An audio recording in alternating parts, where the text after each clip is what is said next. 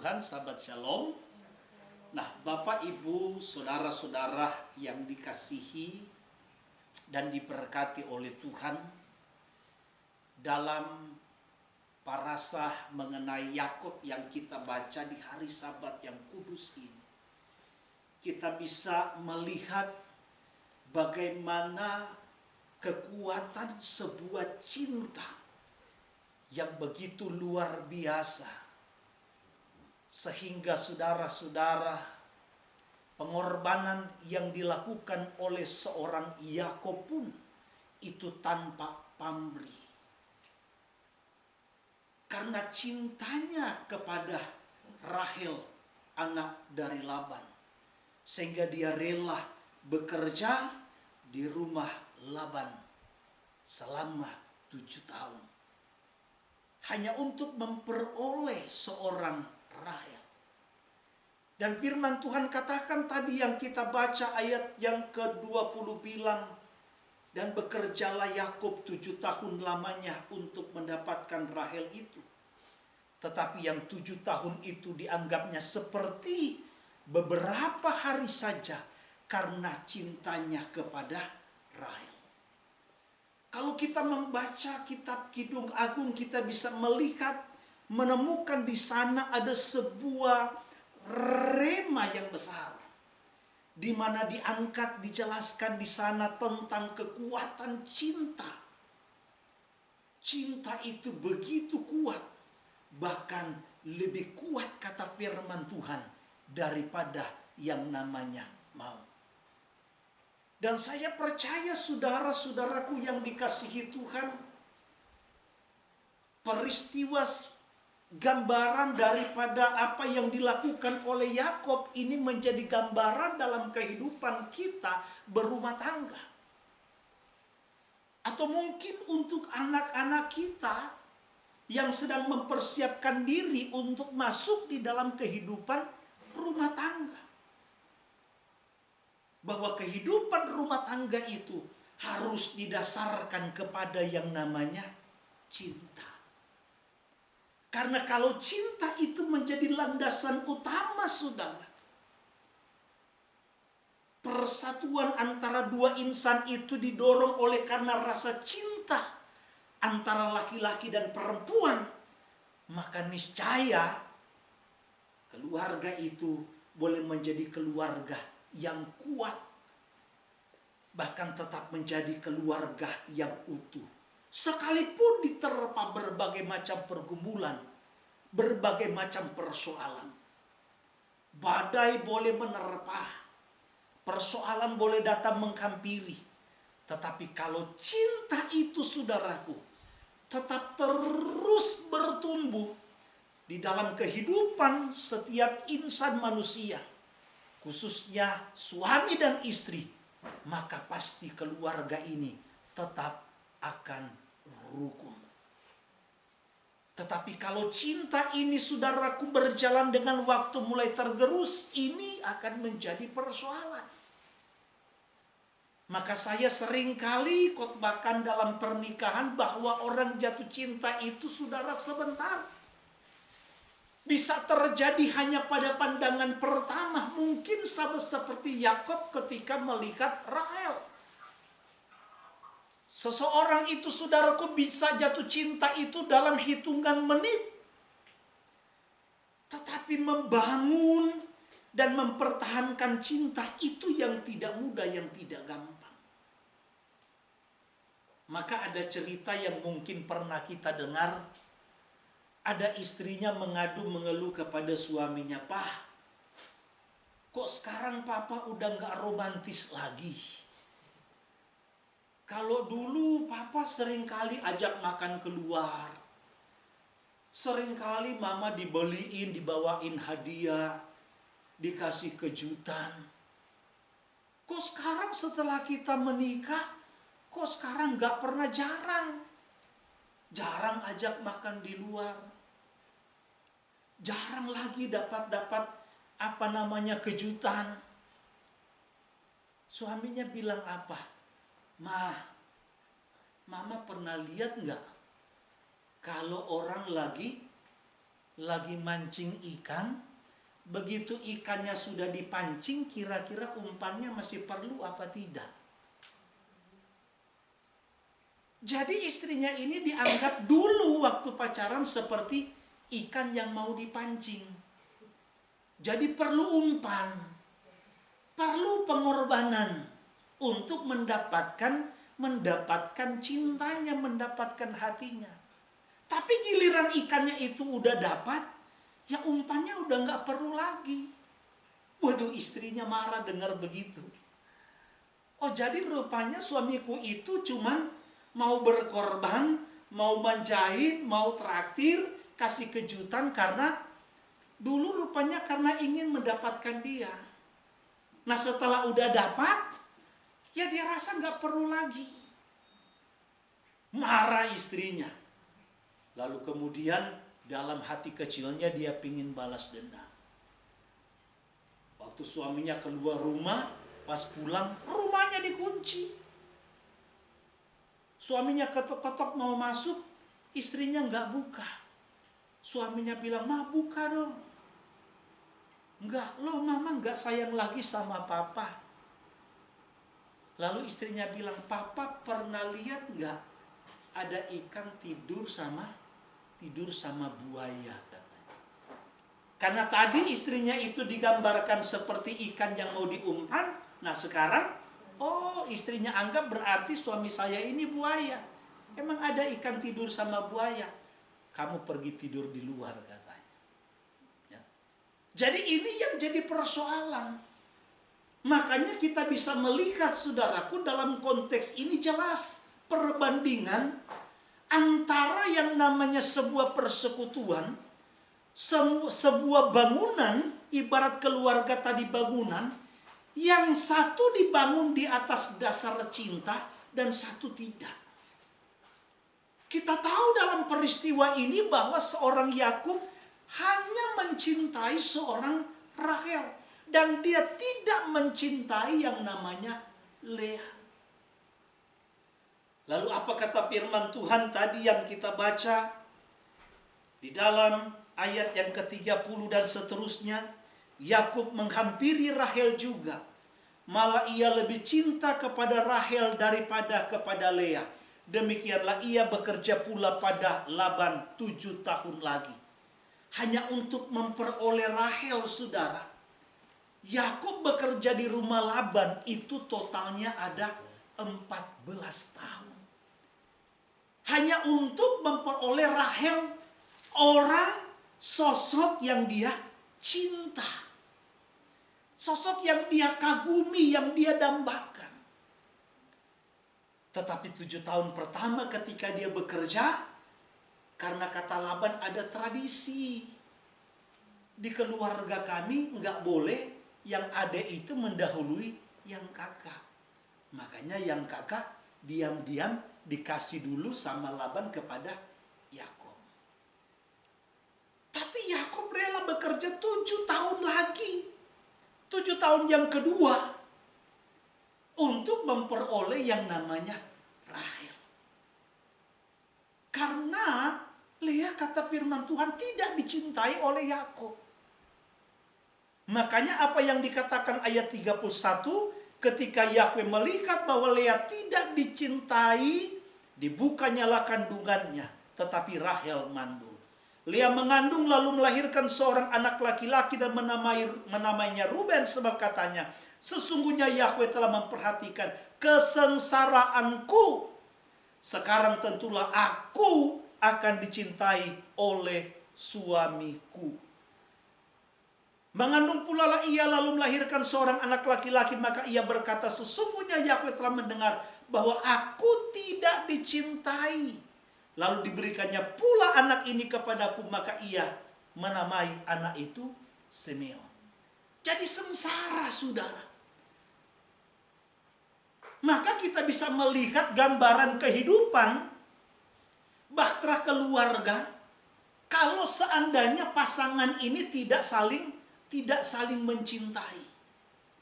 Kan ada pernikahan itu terjadi bukan karena dasar cinta. tetapi mungkin karena terpaksa, karena dijodohkan oleh orang tua, terpaksa karena mungkin ingin balas budi, karena mungkin ingin balas bayar hutang. Di film-film banyak kita bisa melihat.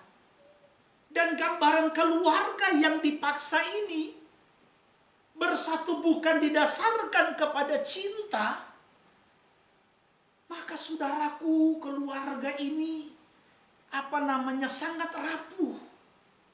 Mudah sekali goyang ketika menghadapi persoalan, ketika menghadapi masalah. Bahkan yang tidak diperhitungkan sebagai masalah pun itu bisa jadi masalah di dalam keluarga yang tidak dibangun di atas dasar cinta. Makanya kita bisa melihat fakta realitas seperti ini pun yang digambarkan di dalam film-film sebagai bentuk kisah nyata yang dilukiskan.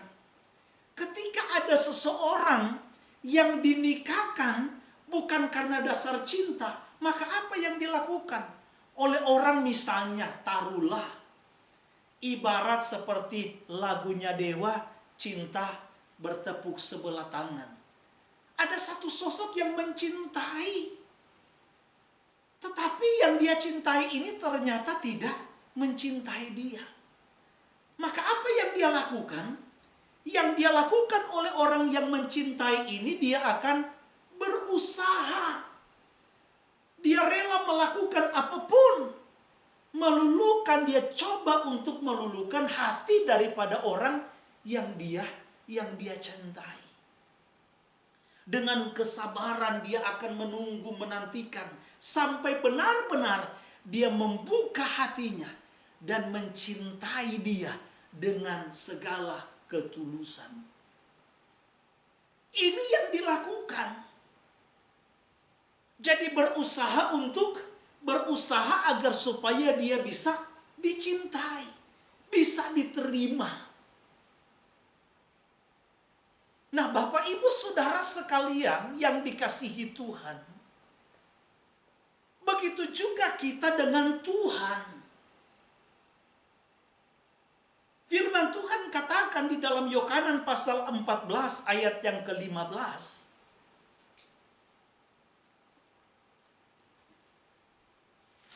Yohanes pasal 14 ayat yang ke-15. Barang siapa mengasihi aku, ia akan melakukan segala. Dia akan menuruti, dia akan menjalankan, melakukan segala perintahku.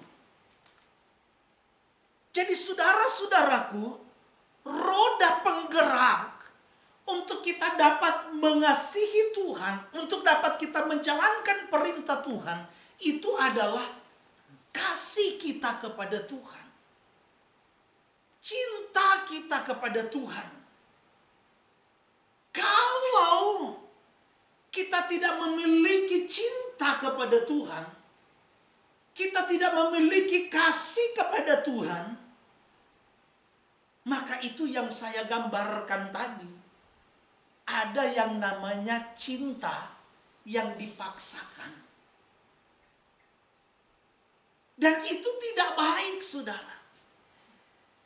Kalau ada kehilat penuai ada di antara kita, mengikut Tuhan, menjadi murid Tuhan, menjadi jemaat di kehilat penuai, bukan karena cintamu kepada Yeshua, bukan karena kasihmu kepada Tuhan, alias dipaksakan, ini yang berbahaya.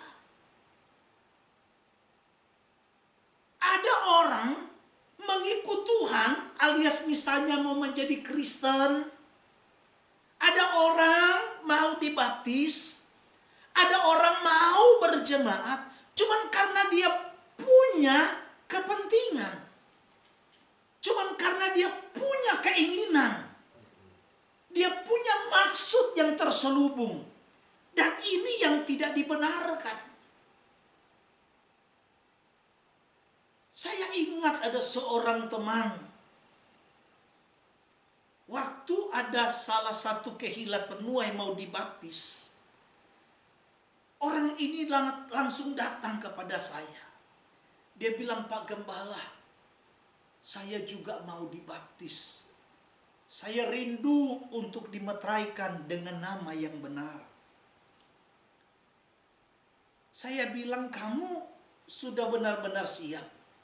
"Siap, lahir dan batin saya siap betul." "Kamu bawa baju ganti enggak?" "Saya enggak bawa baju ganti." Saya bilang, "Lah terus bagaimana nanti kalau kamu pulang enggak apa-apa?" Saya bilang, "Jangan karena terpaksa. Jangan cuman karena kamu punya kepentingan, punya maksud yang terselubung. Bukan sebuah panggilan, karena memang kamu mau mengasihi Tuhan.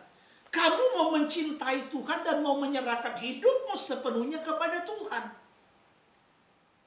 Dia bilang, enggak apa-apa." Saya bilang, "Kalau kamu enggak bawa baju ganti, enggak bawa baju tukar, berarti sebenarnya kamu enggak siap.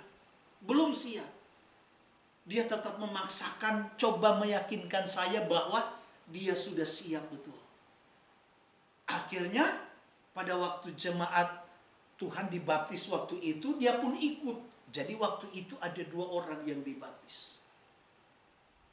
Sabat depan dia tidak datang ibadah bersama-sama. 2 sabat berikut dia datang. Dengan penuh penyesalan, dengan air mata.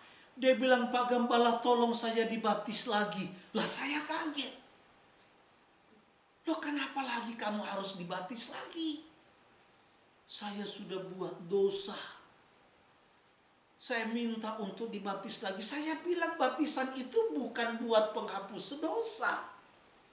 Penghapusan dosa bagi kita, sebagaimana 1 Yohanes 1 ayat yang ke-9, dia setia dan adil.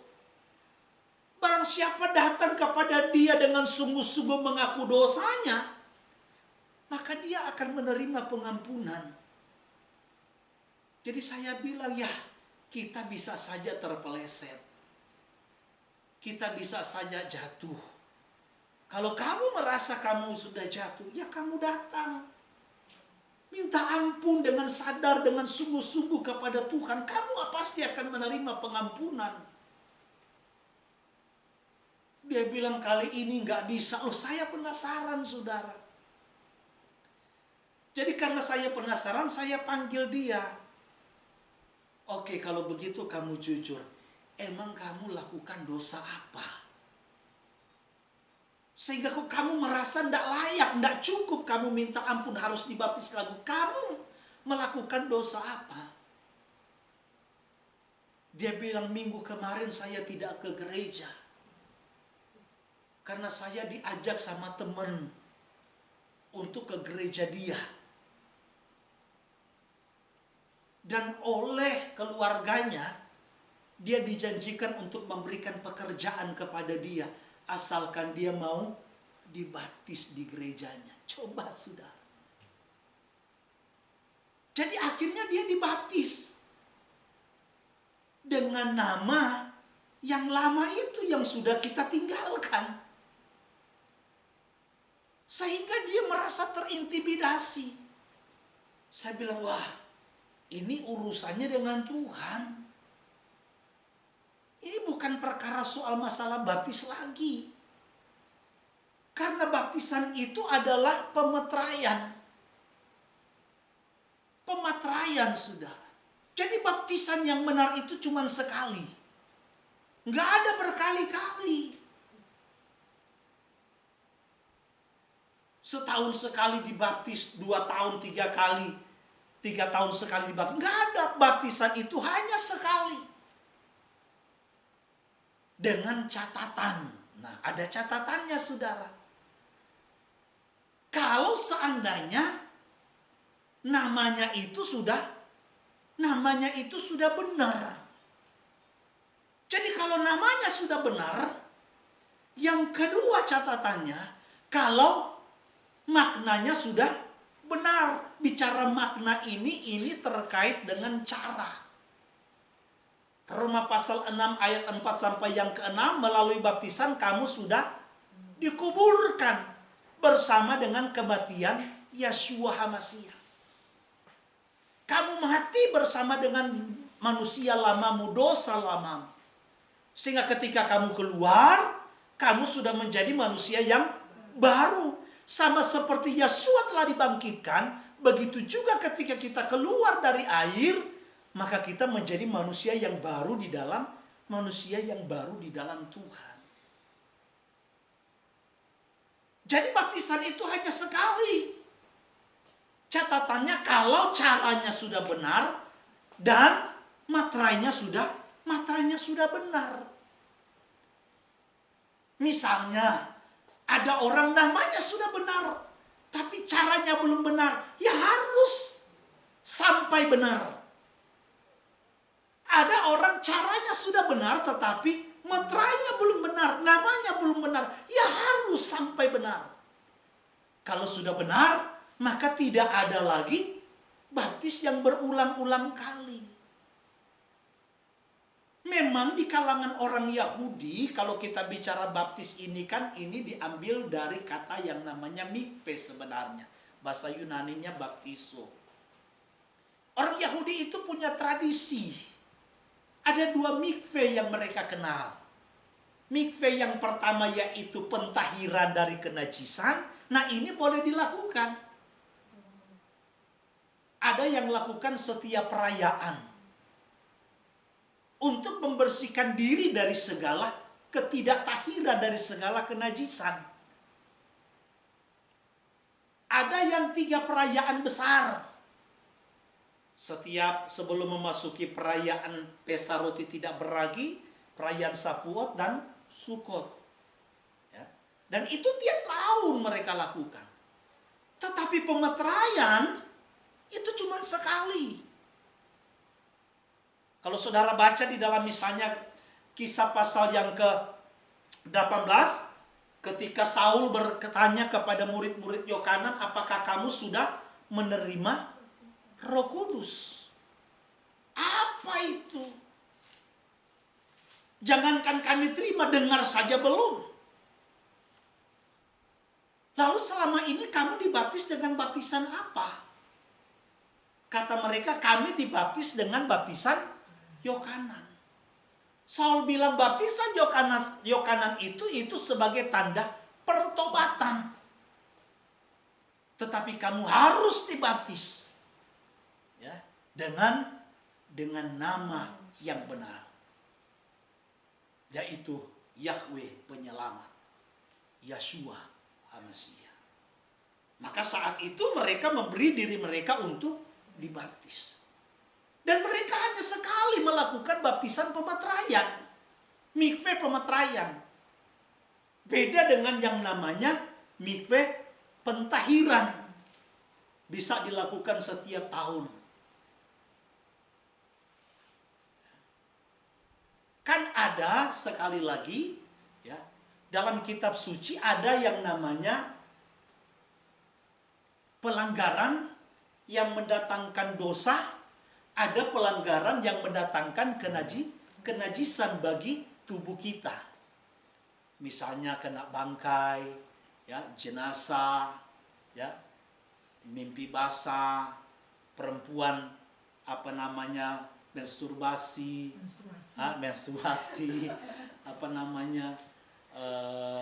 apalagi melahirkan dan yang lain-lain. Nah, jadi Bapak Ibu Saudara sekalian, kembali lagi kepada konteks yang sedang saya angkat saat ini kepada kita semua. Jangan sampai kita mengikut Yeshua, tetapi di sini itu tidak ada rasa cinta. Jangan sampai kita menjalankan perintah-perintahnya, tetapi bukan didorong karena cinta kita kepada Tuhan. Ini yang berbahaya, saudara. Sama seperti saya pernah khotbahkan di waktu-waktu yang lalu, sangat berbahaya yang namanya sebuah ritual tetapi tanpa disertai dengan spiritual. Itulah yang dilihat, itulah yang dikoreksi Itulah yang sampaikan oleh Yeshua HaMashiach untuk menjadi pembelajaran kepada kita mengenai yang namanya ahli-ahli Taurat. Apakah ahli-ahli Taurat itu tidak bersabat? Mereka bersabat. Apakah mereka tidak melakukan perayaan? Mereka melakukan perayaan. Mereka melakukan ini dan itu. Tetapi kata firman Tuhan, apa yang mereka lakukan itu semata-mata hanya supaya mereka dilihat oleh orang lain. Dipandang oleh orang lain, dihargai oleh orang lain. Wih, dia rohani. Wah, dia sekarang sudah bertobat loh. Dia sekarang sudah jadi hamba Tuhan. Dia sekarang setia melayani. Dia sekarang jadi aktivis dalam gereja. Dia sekarang jadi donatur dalam pelayanan. Tetapi kalau semua yang kita lakukan itu tidak didorong, tidak didasari karena rasa cinta kita kepada Tuhan, maka ini berbahaya. Ini sia-sia, saudara. Sia-sia. Yang begini saja, yang lakukan saja itu menjadi sia-sia. Apalagi kalau kita tidak lakukan. Karena memang tidak ada rasa cinta. Lihat saudara, orang yang tidak ada rasa cinta pasti segala sesuatu dilakukan karena terpaksa.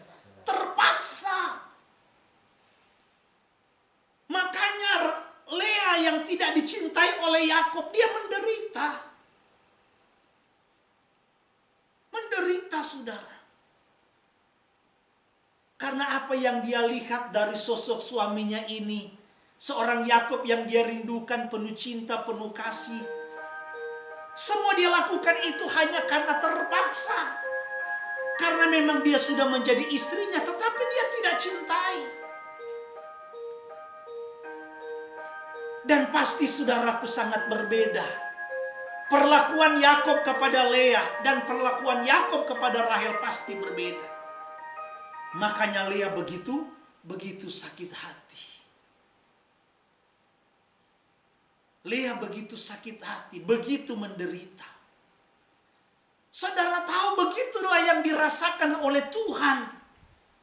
Ketika di dalam kita menjalankan, melakukan segala sesuatu tanpa didasari dengan rasa cinta. Hanya karena dipaksa, terpaksa, atau mungkin hanya karena kita memiliki motivasi-motivasi yang terselubung. Kita memiliki kepentingan. Ini yang membuat Tuhan sedih. Bahasa kasarnya, Lea kalau melihat Yakub melakukan sesuatu untuk dia, lu ini kan cuman kamuflase aja. Kamuflase jadinya, saudara. Ini kan sebenarnya kamu cuman, ya istilahnya mau nyenangin hati saya aja. Saya tahu kamu gak cinta saya. Begitu juga Tuhan, saudara. Ketika kita duduk beribadah hari Sabat, tetapi tidak didorong oleh karena rasa cinta, rasa kasih kita kepada Tuhan, Tuhan lihat itu semua kamuflase. Makanya pasti orang yang beribadah misalnya di hari Sabat, ya, tapi karena tidak didorong oleh rasa cinta, ya ogah-ogahan, ya bosan, ya nyanyi juga kagak semangat,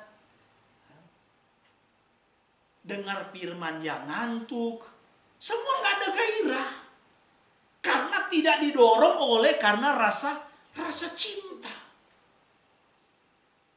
Saudara bisa bandingkan apa yang ditulis di dalam kitab Markus pasal yang ke-14 dari ayat yang ketiga. Tolong Ibu Gembala baca. Berbeda sekali, saudara. Orang kalau cinta kepada Tuhan, dia rela korbankan apapun, bahkan harta yang paling berharga pun dia rela berikan kepada Tuhan. Dia rela korbankan, dia rela persembahkan kepada Tuhan. Sekalipun nilainya sangat mahal. Tolong Ibu Gembala baca. Ketika Yeshua berada di Betania, di rumah Simon si Kusta dan sedang duduk makan, datanglah seorang perempuan membawa suatu buli-buli pualam berisi minyak narwastu murni yang mahal harganya. Setelah dipecahkannya leher buli-buli itu, dicurahkannya minyak itu ke atas kepala Yeshua. Ada orang yang menjadi gusar dan berkata seorang kepada yang lain, "Untuk apa pemborosan minyak narwastu ini? Sebab minyak ini dapat dijual 300 dinar lebih dan uangnya dapat diberikan kepada orang miskin." Saudara, perhatikan baik-baik. Harga minyak ini, kata firman Tuhan, kalau dijual bisa 300 dinar lebih. Taruhlah 300 dinar. Upah pekerja harian di zaman itu satu hari itu 1 dinar. Jadi gaji saudaraku satu hari 1 dinar. Harga minyak ini, kata firman Tuhan, 300 dinar lebih. Taruhlah 300 dinar. Berarti upah pekerja harian selama 300 hari. Taruhlah dalam sebulan tidak mungkin tiap hari dia kerja. Paling juga 6 hari atau 5 hari. Berarti 300 dinar ini upah setahun. Taruhlah gaji kita sebulan 5 juta. Setahun saudaraku berapa? 60 juta. Bayangkan saudaraku, minyak narwastu ini seorang perempuan yang dalam Yohanan disebut namanya adalah Miriam. Dia tidak tanggung-tanggung saudara. Korbankan minyak narwastu yang begitu mahal pun dia curahkan, dia minyakkan Yeshua. Orang yang melihat itu menganggap pemborosan, ngapain? Tetapi Tuhan Yeshua melihat dari sudut pandang yang berbeda. Dia rela mengorbankan minyak narwastu yang mahal ini karena dia begitu mengucap syukur. Dia begitu kagum dengan pribadi Yeshua. Ada sesuatu yang berubah di dalam hatinya, yang menarik dia, sehingga hal yang berharga pun di hadapan Yeshua pun dia bisa korbankan. Ini sebuah contoh kalau segala sesuatu kita lakukan karena didorong oleh rasa cinta, rasa kasih kita kepada Tuhan. Jangankan kita bicara waktu, jangankan kita bicara tenaga, kita bicara materi pun kita tidak akan hitung-hitungan dengan Tuhan. Tapi kalau tidak, saudara, kalau tidak, jangankan kita bicara materi. Waktu saja untuk kita beribadah 3 jam kita udah rasa rugi, buang-buang waktu. Dan ini yang sangat berbahaya. Maka kembali saya mau ingatkan kepada kita saudaraku, tumbuhkan rasa cinta itu. Mari kita raba dan introspeksi diri kita. Kalau akhir-akhir ini kita mulai malas ibadah, kalau akhir-akhir ini kita mulai hitung-hitungan dengan Tuhan, semuanya malas. Ya baca firman malas, dengar khotbah malas, dengar nasihat firman malas, introspeksi diri. Jangan-jangan saudaraku kita sekarang ini dalam kondisi seperti apa yang terjadi kepada jemaat yang ada di Efesus dalam Wahyu pasal 2 ayat yang kedua sampai ayat yang ketiga. Wahyu pasalnya yang kedua, ayat yang kedua bilang begini, "Aku tahu segala pekerjaanmu, baik jeripayamu maupun ketekunanmu. Aku tahu bahwa engkau tidak dapat sabar terhadap orang-orang jahat, bahwa engkau telah mencobai mereka yang menyebut dirinya rasul tetapi yang sebenarnya tidak demikian, bahwa engkau telah mendapati mereka pendusta, dan engkau tetap sabar dan menderita oleh karena namaku, dan engkau tidak mengenal lelah. Namun demikian aku mencela engkau, karena engkau telah meninggalkan kasihmu yang mula-mula, kasihmu yang semula. Ini yang Tuhan mau ingatkan kepada kita, Bapak Ibu Saudara sekalian. Sehingga kalau cinta ini terus tumbuh, ya, maka saya tadi memberikan sebuah analogi yang sederhana kepada kita. Saya sudah sampaikan di awal bahwa orang jatuh cinta itu begitu mudah, gampang, cepat. Tetapi membangun dan mempertahankan cinta, apalagi ketika sudah berkeluarga, ini tidak mudah, sudah. Orang yang sedang jatuh cinta itu sepertinya namanya logika itu sudah dibutakan. Sehingga begitu sulit melihat kekurangan daripada pasangannya. Sudah lihat pasangannya egois, cemburu buta, tukang pukul, pelit, dan lain-lain. Tapi tetap saja maju. Tapi kehidupan berumah tangga, saudaraku, kita di situ interaksinya 1 hari 24 jam. Setiap hari baku tatap muka. Karena setiap hari ketemu, dari situ kita mulai tahu segala kekurangan dan keburukan. Disinilah, saudaraku, cinta dan kasih kita sementara diuji. Dan memang harus diuji, saudara. Cinta kita kepada Tuhan pun harus mengalami ujian.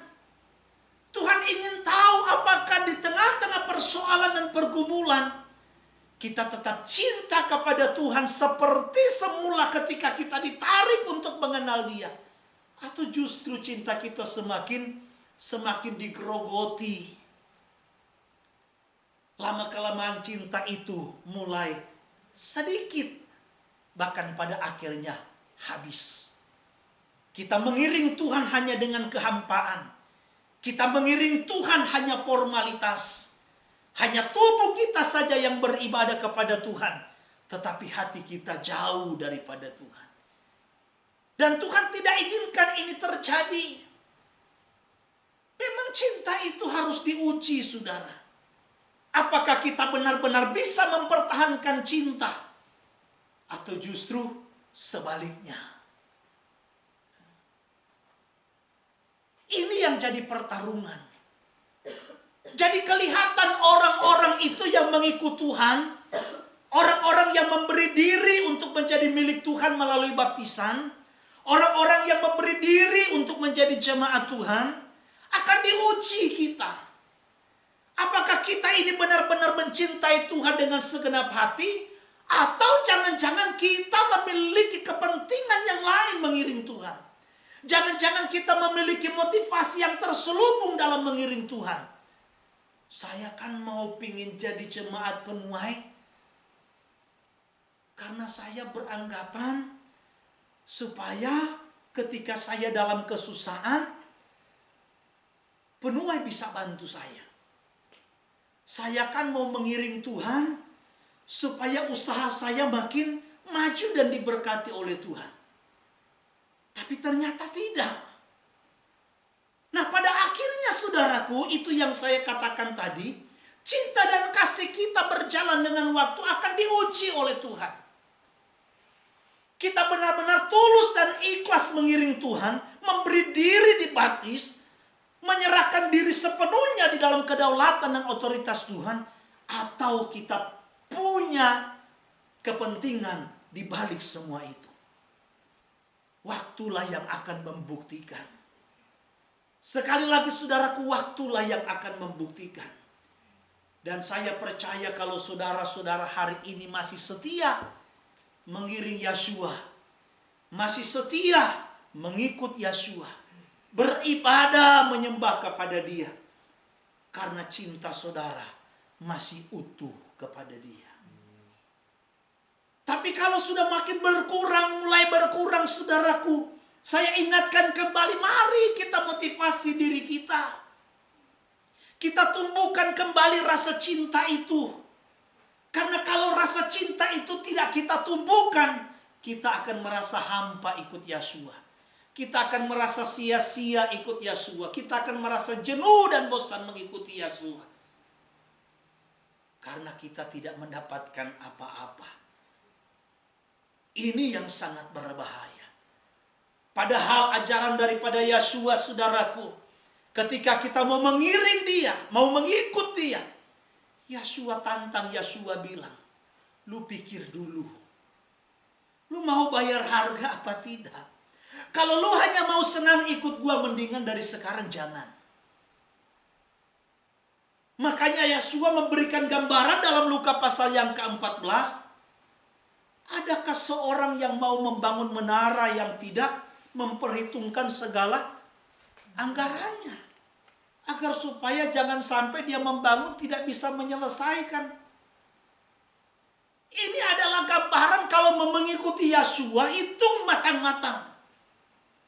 Berani bayar harga. Bahasa kasar saya, saudara, harus berani menderita. Bukan cuma karena menderita karena kebenaran, tapi juga mungkin izinkan Tuhan menderita karena persoalan.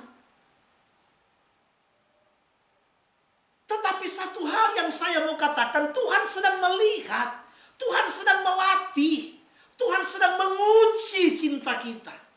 Kesetiaan kita ini sedang diuji oleh Tuhan. Dia bukan benar-benar membiarkan dan meninggalkan kita. Dia bukan benar-benar tidak peduli dengan kehidupan kita.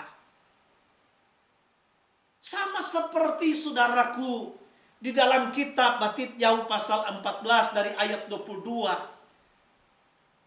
Ketika perahu murid-muridnya digoncangkan oleh angin badai. Apa yang mereka lakukan? Mereka berusaha untuk mendayung perahu mereka supaya tetap maju. Tetapi perahu mereka nggak bisa maju. Bahkan badai mengancam nyawa mereka. Perahu mereka diombang-ambingkan angin badai, saudara. Ini bicara tentang persoalan yang menerpa bahtera kehidupan kita dalam mengiring Tuhan. Bisa saja saat itu mereka protes. Di mana Yeshua? Kenapa Yeshua membiarkan mereka? Saudara tahu, dalam Injil sinoptik yang lain, dalam kitab Markus, di sana menjelaskan bahwa Yeshua melihat. Saudara bisa bayangkan. Yeshua tahu, Yeshua lihat apa yang mereka alami. Tetapi tidak langsung Yeshua datang. Langsung meredakan badai itu. Dalam Yohanan pasal yang ke-5, peristiwa tentang kolam Bethesda. Kita tahu bagaimana diceritakan di situ bahwa setiap tahun ada malaikat Tuhan yang turun menggoncangkan air di kolam Bethesda itu. Sehingga ketika air itu bergoncang, siapapun pertama kali yang masuk di kolam Bethesda itu, apapun penyakitnya, maka penyakitnya itu akan sembuh. Yang saya mau soroti kata firman Tuhan, ada seorang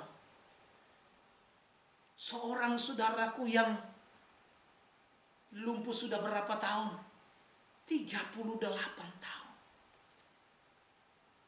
Dan kata firman Tuhan, saudaraku bayangkan, Tuhan tahu katanya sudah lama dia menderita.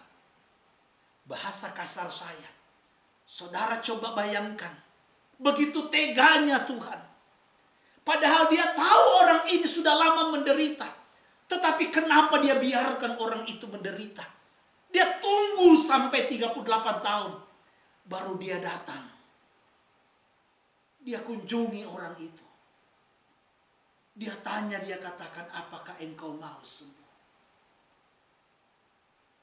Coba saudara kita berpikir dengan logika kita, dengan nalar kita. Bahasa kasar saya, kok Tuhan tega amat sih? Tahu orang ini menderita sudah lama, tapi kenapa dibiarkan? harus dibiarkan menderita sampai 38 tahun. Baru Yeshua datang untuk menawarkan pemulihan, menawarkan kesembuhan. Tetapi inilah yang saya mau katakan kepada kita, bahwa waktunya Tuhan itu adalah kedaulatannya Dia. Tetapi waktunya Tuhan itulah waktu yang terbaik menurut Tuhan. Kadang-kadang menurut kita sudah terlambat. Tetapi Tuhan tidak pernah terlambat untuk menolong umatnya. Ketika Lazarus mati, Miriam dan Marta begitu sedih. Mereka katakan, coba 4 hari yang lalu guru datang waktu saudaramu ini sedang sakit. Mungkin dia tidak mati. Tetapi Yeshua tahu bahwa memang waktunya itu adalah waktu yang terbaik. Memang Lazarus harus diizinkan mati dulu selama 4 hari untuk dia bangkitkan kembali. Bagi Miriam dan Marta, saudaraku, sudah terlambat. Tetapi bagi Tuhan tidak pernah kata terlambat. Untuk itu dalam setiap proses yang kita hadapi, yang kita alami, ini adalah ujian. Tuhan sedang menguji cinta kita. Tuhan sedang menguji kasih kita. Apakah di balik semua pergumulan yang kita hadapi silih berganti yang tidak pernah habis-habisnya, kita tetap cinta Dia apa tidak? Kita tetap mengasihi Tuhan apa tidak? Kita tetap mau berkorban untuk Tuhan. Ingat saudara, bentuk cinta itu adalah rela berkorban. Tidak ada cinta yang lebih besar, tidak ada kasih yang lebih besar, kata Yeshua, selain daripada kasih di mana seseorang mau rela memberikan nyawanya bagi orang lain. Yeshua dia bukan hanya ngomong doang, tetapi Yeshua dia buktikan bahwa dia sanggup melakukan sebagaimana yang dia katakan. Dia rela berikan nyawanya bagi sahabat-sahabatnya, bagi saudara dan saya. Jadi cinta itu identik dengan pengorbanan, saudara. Maka kalau saudara benar-benar mencintai dan mengasihi Tuhan, maka saudara pun pasti rela dan sanggup, mau dan mampu untuk berkorban bagi Tuhan. Korban waktu mungkin, korban tenaga mungkin, korban materi mungkin, korban perasaan mungkin. Kita harus mau, kita harus mampu. Itu membuktikan bahwa cinta kita masih utuh kepada Tuhan. Jujur saudara, pertanyakan kepada suami kita, pertanyakan kepada pasangan kita, kepada istri kita. Kalau dulu waktu pacaran, kemana-mana hujan panas, rela antar, banting tulang banting gak apa-apa. Tapi begitu menikah, punya anak, ya, berubah semua. Ya, berubah semua. Kalau dulu tanpa pamrih, ya, sekarang saudaraku sudah mulai hitung-hitungan. Ini sebenarnya cintanya, kasihnya itu sudah tidak utuh lagi. Sudah mulai tergerus. Tapi orang cinta dan kasihnya yang utuh, maka dia tidak pernah berubah. Dulu, sekarang, dan sampai selama-lamanya. Orang yang cinta, pasti dia adalah orang yang setia. Setia artinya tidak berpaling kepada yang lain. Kalau kita katakan kita cinta kepada Tuhan, maka kita pasti setia kepada Dia. Kalau kita setia, maka kita tidak mungkin berpaling kepada yang lain, termasuk berpaling kepada dunia ini. Maka saudara-saudaraku, timbulkan hasrat cinta itu, kasih itu kepada Tuhan. Karena itulah yang membuat kita, memampukan kita untuk kita bisa mengiring dia dalam kesetiaan dan tetap taat menjalankan dan melakukan apa yang Tuhan firmankan. Jangan pernah hitung-hitungan dengan Tuhan, karena Tuhan pun tidak pernah hitung-hitungan dengan kita. Bapa Yahweh kiranya memberkati kita semua siang hari ini. Haleluya.